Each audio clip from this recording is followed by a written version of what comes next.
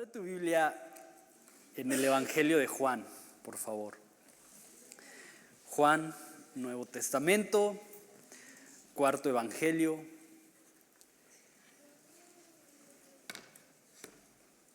Y somos una iglesia, Cristo abarcante, comprometida con la verdad de Jesucristo, con la verdad de su palabra. Entonces vamos a estudiar lo que la Biblia nos habla en Juan capítulo 11. Y déjame comenzar con esto. Uno de los descubrimientos o avances tecnológicos más importantes y más poderosos que se ha hecho en al menos las últimas décadas es la construcción y el lanzamiento de un telescopio que lleva por nombre Telescopio Espacial Hubble o Hubble, no sé exactamente la pronunciación, pero es este telescopio, ¿no? Es esta cosa que parece de aluminio, ¿verdad? Hecha con papel aluminio o no sé qué, pero seguramente es mucho más complejo que eso. Y este telescopio está flotando en el espacio, recorriendo el espacio. No sé cómo, no entiendo cómo, no sabría explicarte cómo este telescopio sobrevive allá arriba. El chiste es que allá anda, ¿verdad? Dando vueltas alrededor de la Tierra, del espacio en general.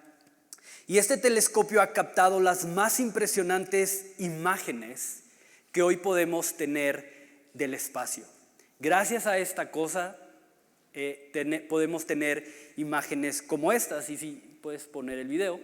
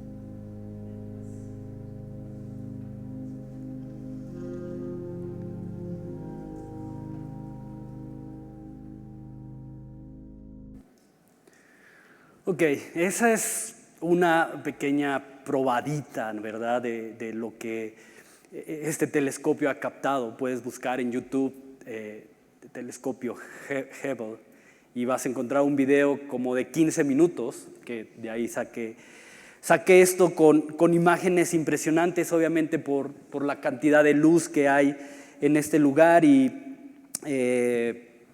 no sé, se distorsiona un tanto la imagen, pero no logramos apreciar la belleza, la hermosura que hay detrás de estas imágenes. Y una de las imágenes que más recientemente este telescopio logró captar es la de la galaxia NGC 2276, que es más o menos una imagen o una galaxia parecida a esta, una galaxia en espiral que está a 120 millones de años luz de distancia.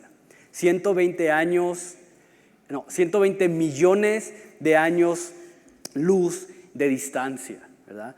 Para que te des una idea de lo impresionante y de la fuerza de este telescopio, un año luz equivale a eso. ¿Quién lo puede leer? ¿Quién puede leer esa cifra? Bueno, si tienes buena vista para empezar, ¿no?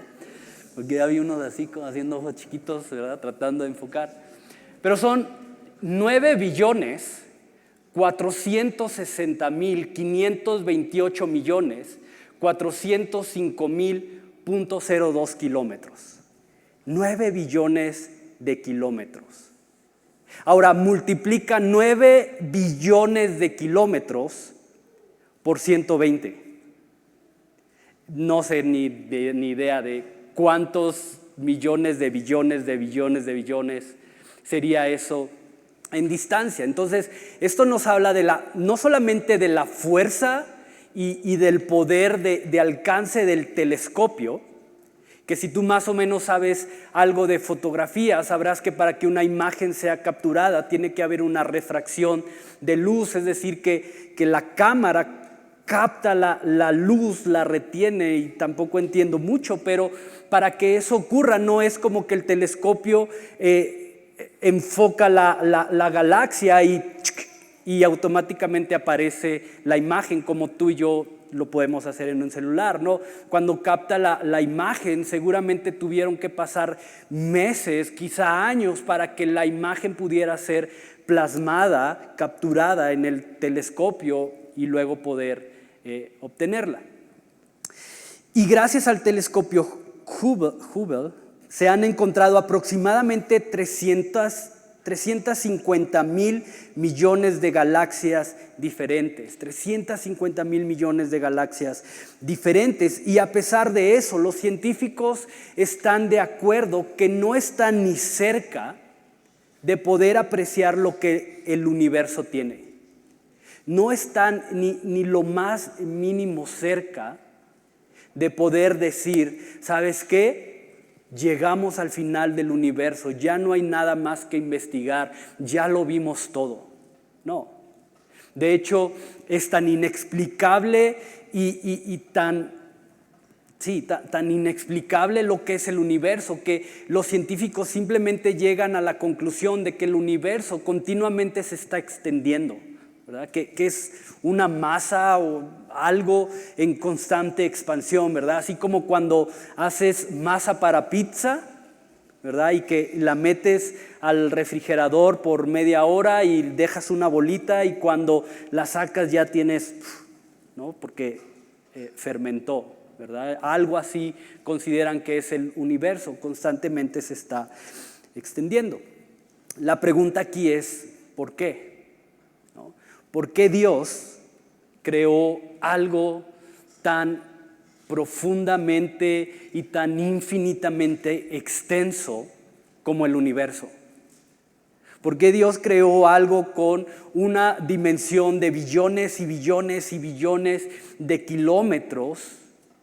Lugares a donde el hombre jamás va a poder llegar, lugares a donde el ojo humano jamás va a tener la capacidad de llegar y ver y contemplar. ¿Por qué Dios hace algo tan infinitamente inmenso como el universo? Y no lo sé, tal vez pudiéramos tener una gran cantidad de respuestas a esta pregunta. Quizás algunos dirían, Dios hizo el universo tan vasto, tan amplio, tan profundo para poder reconocer la grandeza y el poder de Dios, ¿verdad? Ahora necesitamos recordar que Dios no habita o que Dios habita fuera del tiempo, que Dios habita en la eternidad. Eso quiere decir que Él habita fuera de este vasto universo. Entonces alguien puede decir, no, Dios creó el universo de esta manera para que pudiéramos ver su poder, para que pudiéramos ver su grandeza, su fuerza. Quizás otros estarían más a favor de decir que fue para que nos demos cuenta de lo más que insignificante que somos ante lo que es Él capaz de hacer. Y sí, muchas veces creemos que el mundo, el universo, que la vida gira a nuestro alrededor, pero cuando volteas a ver el universo somos microscópicamente pequeños. Es más, no sé ni cuál sería la palabra para microscópico o una palabra más pequeña que microscópico ante la grandeza del universo, ¿no? Somos una partícula flotando, caminando por ahí y creemos que todo gira alrededor de nosotros. Entonces puede haber muchas respuestas a esto, pero personalmente me gusta más la idea que un rabino judío respondió cuando le hicieron justamente esta pregunta: Rabino, ¿por qué Dios creó el universo tan infinitamente grande? Y la respuesta de este rabino fue: Dios hizo el universo tan inmenso y misterioso solo para que hubiera algo que pudiera contener la grandeza, la profundidad y la anchura de su amor. Dios crea el universo así, tan grande, tan vasto, tan misterioso, tan profundo, simplemente para que hubiera algo como este recipiente en donde el amor de Dios pudiera ser contenido. Y es de lo que quiero hablarte en esta mañana, en los próximos minutos, del amor de Dios. Sí, probablemente vas a decir: eso ya me lo sé, ya me han dicho muchas veces que Dios me ama. La pregunta es: ¿lo crees? ¿Lo vives? ¿Lo experimentas? Entonces vamos a Juan, capítulo 11, versículo del 1 al 4. Estaba entonces enfermo uno llamado Lázaro, de Betania, la aldea de María y de Marta, su hermana. María, cuyo hermano Lázaro estaba enfermo, fue la que lo ungió al Señor con perfume y le enjuagó los pies con sus cabellos.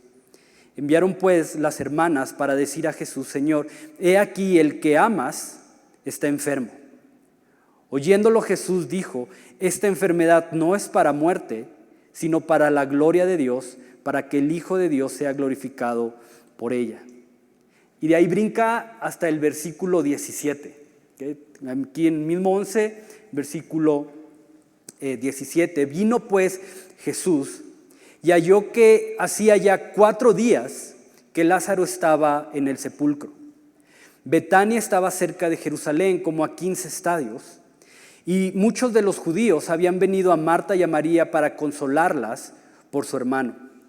Entonces Marta, cuando oyó que Jesús venía, salió a encontrarle, pero María se quedó en casa. Y Marta dijo a Jesús: Señor, si hubieras estado aquí, mi hermano no habría muerto.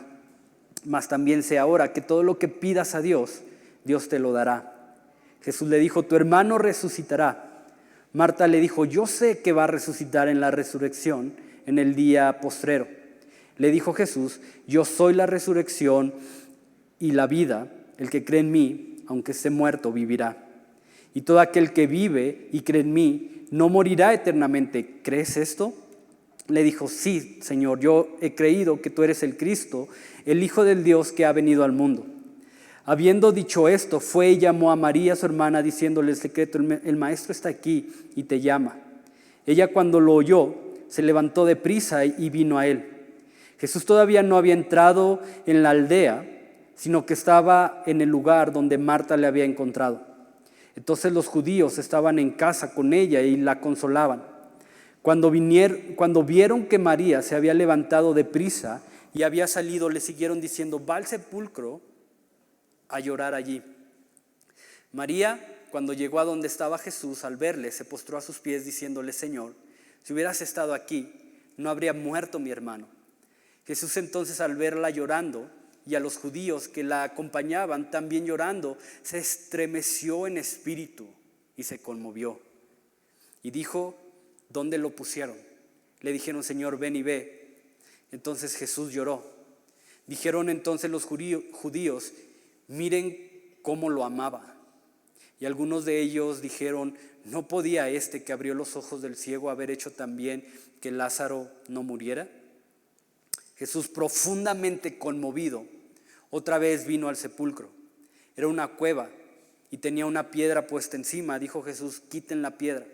Marta, la hermana del que había muerto, le dijo: Señor, hiede ya, porque es de 4 días. Jesús le dijo: ¿no te he dicho que si crees verás la gloria de Dios? Voy a detener la historia aquí. Como te decía al principio, si tuviera o pudiera o hiciera una lista de top 5 de milagros que me hubieran gustado presenciar en el momento que sucedieron, creo que sin duda sería, en esa lista tendría que estar este milagro, ¿verdad? Si pudiera, si existiera el DeLorean, ¿quién conoce el DeLorean? ¿Quién sabe quién es el DeLorean? Okay.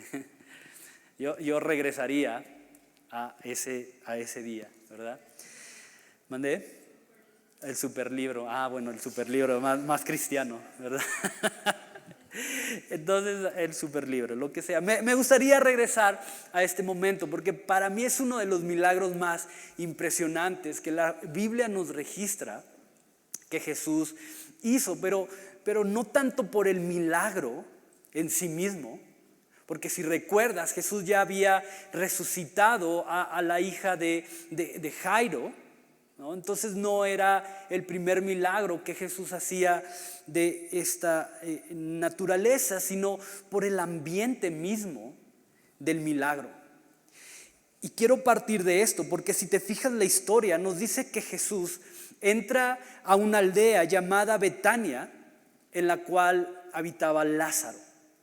Ahora, Betania era una pequeña aldea cerca de Jerusalén, y aunque era una aldea muy pequeña, terminó convirtiéndose en un punto muy importante y muy estratégico para el ministerio de Jesús, especialmente en esa región de Jerusalén y todo lo que rodeaba a la gran ciudad de los judíos. Y me encanta porque si tú buscas características de la ciudad, características de la aldea, vamos a encontrar que era un lugar profundamente enmarcado por la pobreza. De hecho, la palabra Betania se compone de dos palabras hebreas, Bet y Anya, o Ania, depende la pronunciación, y su traducción literalmente es casa de pobres, y puedes verlo ahí.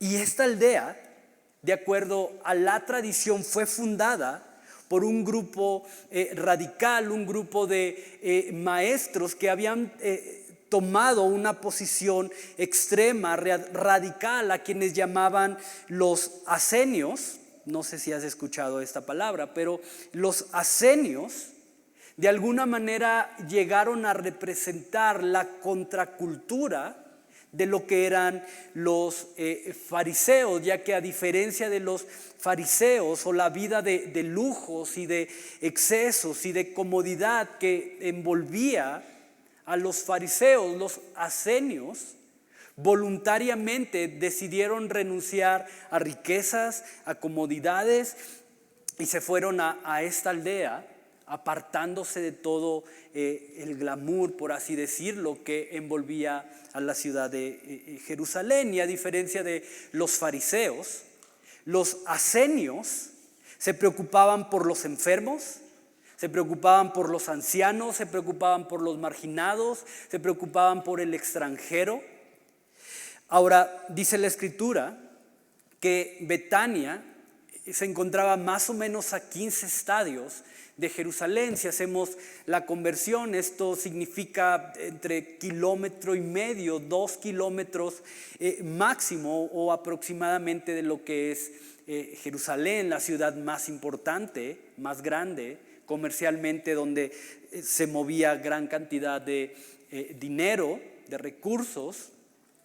Entonces, la influencia de los asenios, esta influencia de preocuparse por el pobre, por el enfermo, por el anciano, por el necesitado, combinado con la cercanía a la ciudad más importante, le hizo una aldea accesible para que mucha gente que mendigaba en la ciudad y cerca del templo de Jerusalén habitaba en ella. Prácticamente durante el día, toda esta gente que tenía que mendigar porque no tenía otra forma de ganarse la vida, iba a Jerusalén, mendigaba, pedía dinero, y en la tarde, noche, dependiendo su horario, ¿no?, regresaban a esta aldea, Betania, donde tenían su hogar. Entonces, de alguna manera, Betania se convirtió en una comunidad de refugiados, en un lugar de refugio, una aldea donde el pobre, el enfermo, el cansado, el extranjero podía llegar y encontrar un hogar. Y es ahí a donde Jesús llega. Y es ahí donde Jesús se siente cómodo. Y es ahí donde Jesús busca pasar la mayoría del tiempo cuando se encuentra en esa región. Porque sabes, Jesús vino para ir a donde nadie más quería ir. Jesús vino para amar a quien nadie más quería amar. Jesús vino para fortalecer al débil, vino para estar cerca y dar una nueva esperanza a quien probablemente no encontraba ninguna. Vino a llorar con el quebrantado, vino a rescatar al perdido, vino a sanar al enfermo. A eso vino Jesús. Y no sé si puedes ver el contraste de esto, porque el Dios para quien no hay nada imposible, el Dios que había creado las galaxias que vimos en las imágenes, el Dios que creó el universo tan vasto, tan amplio, tan profundo, tan interminable, encarnado en Jesús, ahora estaba ahí, caminando entre todas esas personas que de alguna manera estaban llenas de necesidad. Y quiero que medites en esto, porque dice el texto que la gloria de Dios, esa gloria, la hermosura de Jesús, el poder de Jesús, la ternura de Jesús, la compasión de Jesús, el amor de Jesús que el religioso de la época no fue capaz de contemplar por la dureza de su corazón, se volvió claramente visible para el vulnerable, para el humilde. Se volvió visible, palpable para aquel que, dejando a un lado su orgullo, decidió caminar junto a Jesús. ¿Puedes ver su gloria hoy? ¿Has podido contemplar su gloria? O al igual que estos religiosos, tu corazón está endurecido, tu alma está endurecida y es imposible ver la hermosura de Jesús. ¿Cómo estás el día de hoy? Y quiero que vayamos al versículo 32.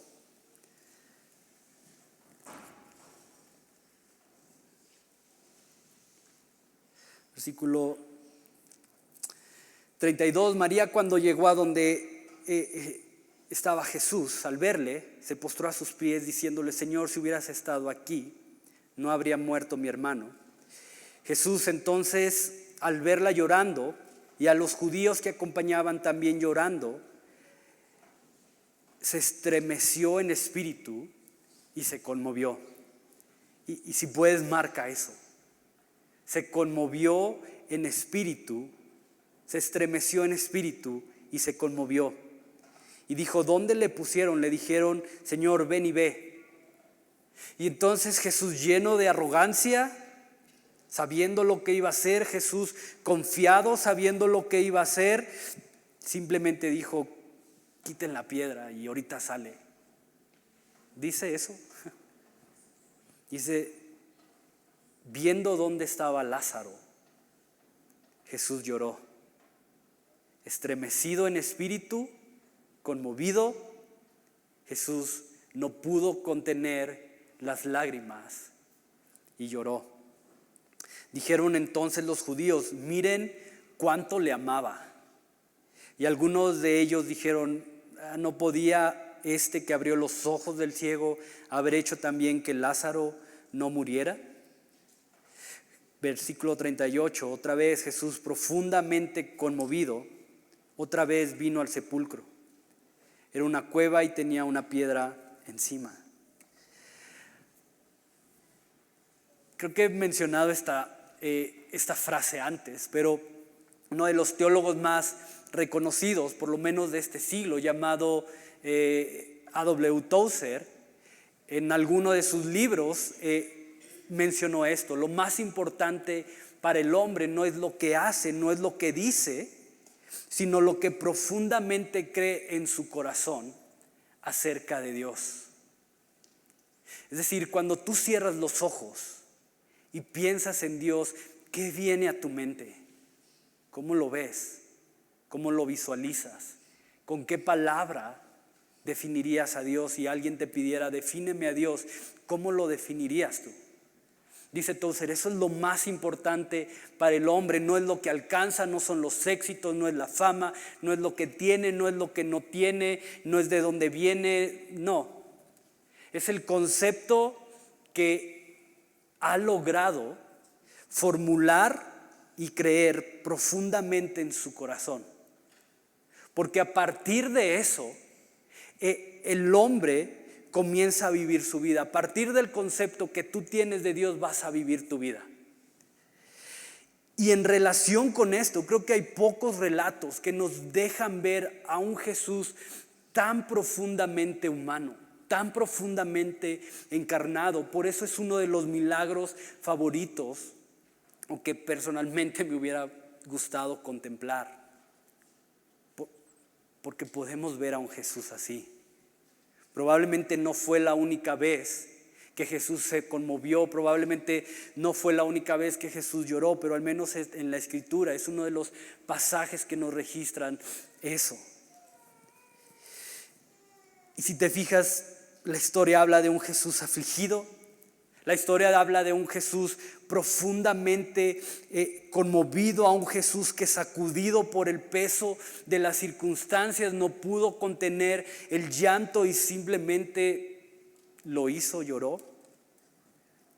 Y quiero que medites en esto, pero el que la Escritura nos permita contemplar a un Jesús así lo hace un Jesús mucho más deseable y mucho más cercano a nosotros.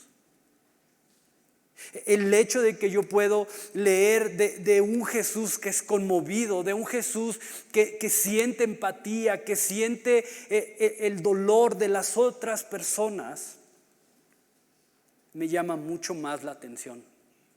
Cuando veo a un Jesús llorando, cuando veo a un Jesús conmovido, me permite creer firmemente que Él tiene compasión y verdaderamente comprende cuando el peso de mis circunstancias va más allá de mis fuerzas. Leer de un Jesús profundamente conmovido hace que palabras como vengan a mí los que están cansados, vengan a mí los que están dolidos, para poder darles consuelo y descanso. Cuando puedo leer a un Jesús experimentando eso, estas palabras cobran vida y verdaderamente se vuelven una esperanza de consuelo y de fortaleza a mi corazón.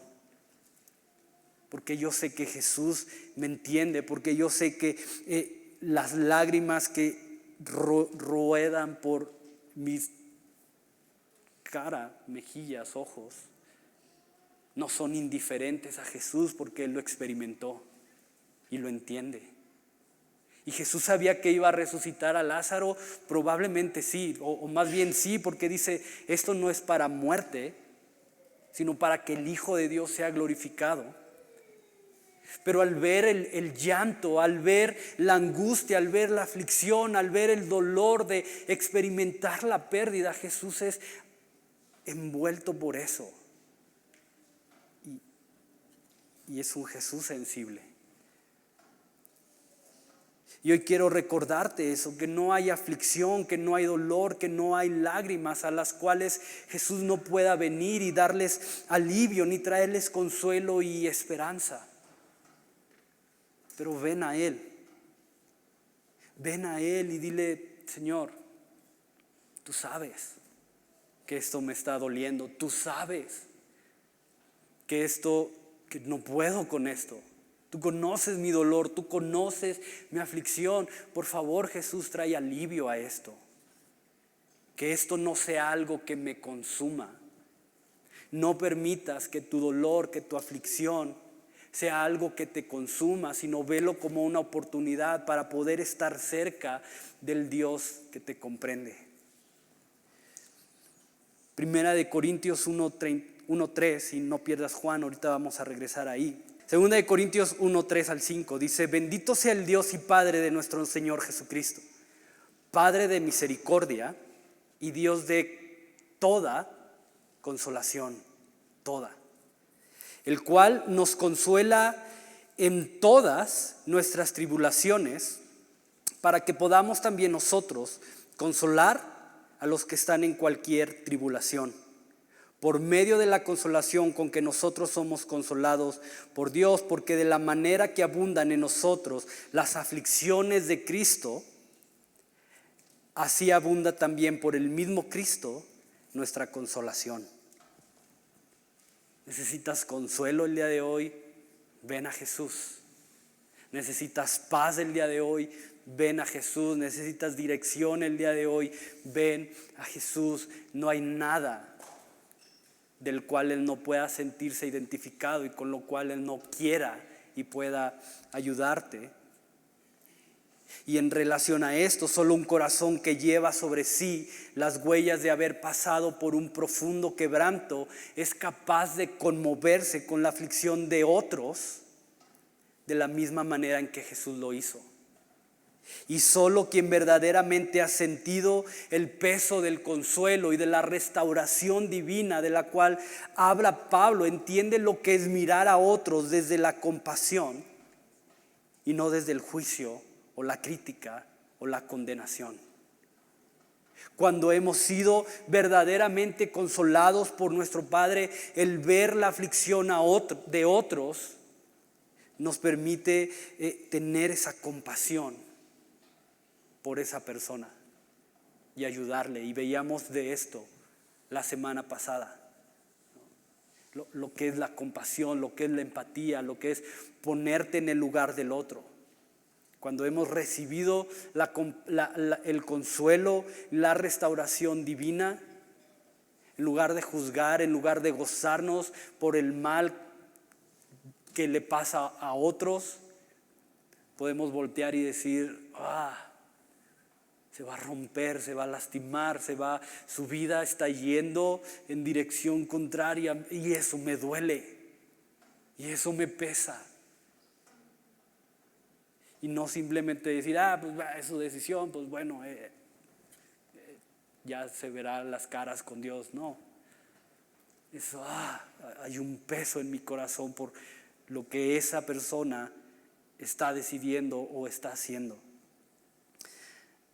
Versículo 3, regresa nuevamente a Juan y esto nos lleva al siguiente punto, o al punto principal del día de hoy. Juan 11, versículo 3, y luego vamos a brincar al 35 y 36. Dice, enviaron pues las hermanas para decir a Jesús, Señor, he aquí el que amas está enfermo. He aquí el que amas está enfermo. Versículo 35, Jesús lloró. Dijeron entonces los judíos, miren cómo le amaba. Aquel que amas. Y luego los judíos mismos diciendo, miren cuánto le amaban. Y como dice Tozer, lo importante es lo que verdaderamente crees en tu corazón acerca de Dios. Y lo que Marta y María creían acerca de Jesús se ve revelado no a través de lo que piden, porque al menos el texto no nos dice, Jesús, el que amas está enfermo, ven a sanarlo. No, simplemente es, aquel que amas está enfermo. Entonces no, lo que ellas creían de Dios no se ve revelado a través de lo que piden, sino a través de la base. Y esto es muy importante que lo caches para que puedas seguir el resto del mensaje. Pero no es a través de lo que piden, sino sobre la base sobre la cual ponen esa petición. Aquel al que amas. Y ellas verdaderamente creían que lo que conmueve profundamente el corazón de Jesús no era para nada cuánto su hermano o cuánto ellas mismas podían decir que amaban a Jesús. No, ellas sabían que lo que conmovía el corazón de Jesús no era todas las veces que Jesús había sido hospedado en su casa y le habían servido mientras Jesús estaba en su casa. Lo que conmovía el corazón de Jesús era el profundo y amplio amor que Jesús tenía por Lázaro, aquel que tú amas. No aquel que te ama, no el hermano de aquella que ungió tus pies con el aceite caro, no aquel que o aquellos quienes te han abierto la puerta de tu casa y te han servido mucho, sino aquel Jesús, aquel a quien tú amas, está enfermo. Y si hay algo que quiero que te lleves hoy es justamente eso. Es su amor incontenible lo que mueve su mano de misericordia sobre ti. Es su amor inagotable lo que hace derramar gracia sobre tu vida. No cuánto tú le amas a Él, no cuánto tú puedes hacer por Él, no cuántas horas, días a la semana te desgastas profundamente por servirle. Eso no conmueve el corazón de Jesús, sino el amor que Él mismo siente por ti. Y quiero que veas lo que escribe Pablo a los Efesios, en el capítulo 3, versículo 18. Dice, está hablando Pablo a los Efesios y está haciendo una serie de peticiones. Comienza esta porción diciendo que Pablo dobla sus rodillas delante de nuestro Señor Jesucristo y dice el versículo 18, sean plenamente capaces de comprender con todos los santos cuál sea la anchura, la longitud, la profundidad y la altura, y de conocer el amor de Cristo que excede a todo conocimiento, para que sean llenos de toda la plenitud de Dios. Y Pablo está con sus rodillas dobladas, diciendo, Padre, que los efesios puedan comprender, aunque yo sé que es imposible, pero que por lo menos puedan tener una pequeña idea de la anchura, de la profundidad, de la extensión del amor, de tu amor, aunque yo sé que eso es imposible. ¿Y qué más puedes agregar a eso? ¿Qué más puedes agregarle a un amor que no tiene fin, ni medida, ni condición? ¿Qué más? ¿Qué más puedes pedirle a un Dios cuyo amor es tan amplio que ni siquiera podemos comprenderle? Y quiero que medites en esto, porque curiosamente esta historia, la historia de Lázaro, la encontramos en el Evangelio de Juan, quien probablemente más que ningún otro discípulo tuvo la capacidad de comprender la grandeza y la profundidad del amor de Jesús. Nadie más como Juan logró captar esta idea y apropiarse de esta idea del amor de Jesús como lo hizo Juan. En 5 ocasiones en su evangelio, Juan se autopercibe a sí mismo como el discípulo amado. Y hacemos no sé si burla, pero hablamos y hacemos referencia a esto y decimos, ay sí, Juan, el discípulo amado, ¿no? Y tenía pique con Pedro porque él se decía el discípulo amado y no sé qué tanto. Pero sabes, no es porque Jesús lo amara más a él que al resto. Juan no era el discípulo amado porque Jesús manifestara un interés o un amor más profundo por Juan. Esta percepción de Juan no es una persona ni arrogante o desproporcionada que él tenía de sí mismo. Al contrario, si algo hizo bien Juan, fue poder percibirse a sí mismo como Jesús lo veía, como el objeto de su amor. Si algo hizo bien Juan fue decidir construir su identidad no en base a su pasado, No en base a lo que había vivido, no en base a sus limitaciones, no en base a sus temores. Juan tuvo la capacidad de definir su identidad a través del amor incontenible de Jesús. Ni siquiera de su llamado. Ni siquiera la identidad de Juan fue definida por el llamado que Jesús le había hecho. Así, ¿quién eres? ¿Tú quién eres? Yo soy el discípulo amado. Juan, el discípulo amado. Y solo piensa en esto, porque es a través de Juan que podemos tener testimonio hoy, nosotros, 2000 años después, de la esencia misma de Dios. Juan dice, Dios es amor. Y vamos a hablar un poquito más de eso la siguiente semana.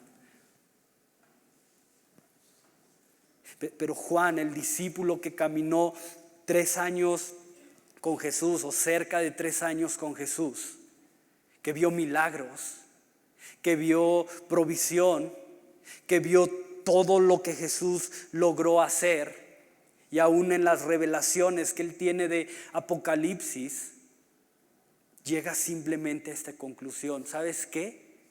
De todo lo que vi me quedo con esto: Dios es amor. Y quiero que veas Salmos 42:8, no lo busques, va a estar ahí en la pantalla. Quiero leerte la Nueva Traducción Viviente. Dice: pero cada día el Señor derrama su amor inagotable sobre mí, y todas las noches entono sus cánticos y oro a Dios, quien me da vida. Cada día estás siendo receptor del amor inagotable de Dios sobre ti, sobre tu vida. Cada día. Con Dios no hay escasez de amor. Dios no está con una calculadora en su trono diciendo: me queda tanta cantidad de amor, entonces hoy puedo dar cierta cantidad de amor. Me voy a ahorrar amor con Quique porque pues como que esta semana no se portó tan bien y no se lo merece, entonces ese amor que me voy a ahorrar hacia él lo voy a depositar acá para cuando tenga escasez, venga mi bodega de amor, saque y ahora sí, todos. No. Dios es amor. Si Dios dejara de amar, dejaría de existir, porque es la esencia de lo que Dios es, lo cual es imposible. ¿Cuánto amor quieres de Dios? ¿Cuánto amor necesitas experimentar de Dios para decir: Dios me ama de verdad? Ahí está. Y te reto a eso. ¿Sabes qué, Quique? Es que yo no me siento amado por Dios. Díselo. Ve delante de Él, dobla tus rodillas y dile: Dios, muéstrame tu amor. Y te garantizo que Él de una o de otra manera lo va a hacer.